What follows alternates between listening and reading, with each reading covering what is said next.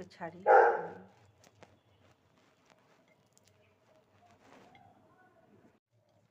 ছাড়ানো হয়েছে।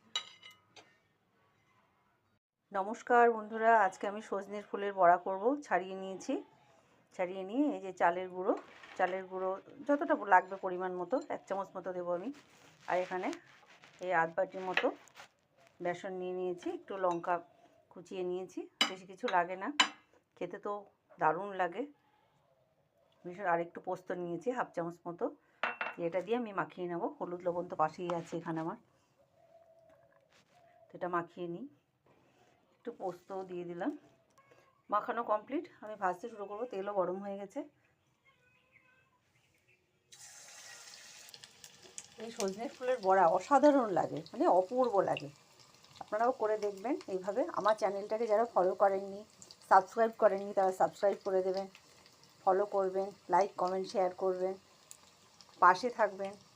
এবার এই সজনের ফুলের বড়া আপনারাও এইভাবে করে দেখবেন, অপূর্ব লাগে, অসাধারণ যাকে বলে এক কথায়। ভাতের সাথে খেতে পারবেন, শুধু মুখেও খাওয়া যায়। হয়ে গেছে বড়া, আমি তুলে নেব। এর থেকে বেশি লাল করে ভাজলে একটু তেতো লাগতে পারে, কারণ একটু কষকষ ভাব থাকে, সেই কারণে আমি এই অবস্থায় তুলে নেবো এইভাবে। এই সজনে ফুলের বড়া কমপ্লিট। আপনারাও এইভাবে করে দেখবেন, অপূর্ব, মানে অসাধারণ লাগে। ভালো থাকবেন, আমি রাখছি, পাশে থাকবেন।